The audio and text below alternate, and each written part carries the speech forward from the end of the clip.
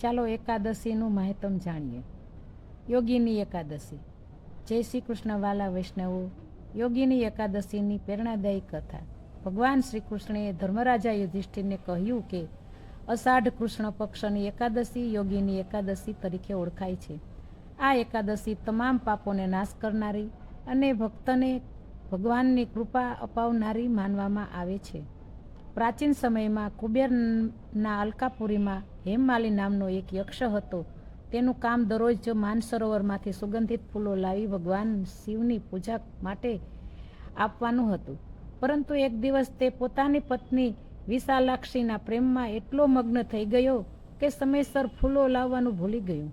કુબેરે આ જાણીને ક્રોધમાં આવી હેમમાલીને કુષ્ઠરોગનો શાપ આપ્યો અને સ્વર્ગમાંથી પૃથ્વી પર મોકલી દીધો. હેમમાલી ભારે દુઃખમાં જીવન વિતાવા લાગ્યો. એક દિવસ તે મહાન ઋષિ માર્કંડેય મુનિ પાસે પહોંચ્યો. પોતાની ભૂલનો પસ્તાવો કરીને મુક્તિનો માર્ગ પૂછ્યો. ઋષિએ કહ્યું, અષાઢ કૃષ્ણ પક્ષની યોગીની એકાદશીનું શ્રદ્ધાપૂર્વક વ્રત કર, ભગવાન શ્રી કૃષ્ણની ભક્તિ કર અને પાપો માટે સાચા હૃદયથી પ્રાયચિત કર. હેમમાલીએ સંપૂર્ણ નિયમથી યોગીની એકાદશીનું વ્રત કર્યું. ભગવાન વિષ્ણુની કૃપાથી તેનો કુષ્ઠરોગ દૂર થયો. તેને ફરી દિવ્ય સ્વરૂપ મળ્યું અને તે પોતાની પત્ની સાથે સુખપૂર્વક સ્વર્ગમાં પરત ગયો.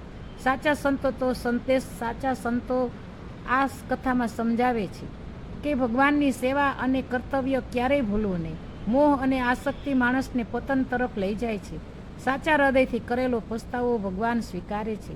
યોગીની એકાદશીનું વ્રત ભક્તિને મજબૂત બનાવે છે અને જીવનમાં સદ્બુદ્ધિ આપે છે. ભગવાન વિષ્ણુનું સ્મરણ, દાન, જપ અને સેવા સાથે કરેલું વ્રત અત્યંત ફળદાયી બને છે.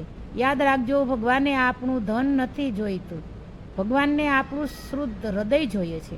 એક આંસુભરી પ્રાર્થના ક્યારેક હજારો શબ્દોથી પણ વધુ પ્રિય બને છે. આ યોગીની એકાદશીના પવિત્ર દિવસે આપણે સૌ એક સંકલ્પ કરીએ. હું કોઈનું દિલ નહીં દુભાવું, હું માતા પિતાનો આદર કરીશ અને હું સત્ય અને પ્રમાણિકતાનો માર્ગ અપનાવીશ. હું દરરોજ ભગવાનનું સ્મરણ કરીશ અને હું મારા જીવનને વધુ પવિત્ર બનાવવાનો પ્રયત્ન કરીશ. આવો અંતમાં ભગવાન શ્રી હરિને પ્રાર્થના કરીએ કે હે નારાયણ, મારું મન પવિત્ર બનાવો, મારામાંથી અહંકાર, ક્રોધ, લોભ અને ઈર્ષાનો નાશ કરો. અમને ભક્તિ, સેવા, દયા અને પ્રેમના માર્ગે ચાલવાની શક્તિ આપો.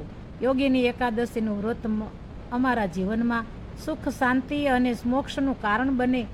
જય શ્રી હરિ, જય શ્રી કૃષ્ણ. બોલો શ્રી હરિ ભગવાન કી જય. બોલો લક્ષ્મીનારાયણ ભગવાન કી જય. બોલો યોગીની એકાદશી મહારાણી કી જય.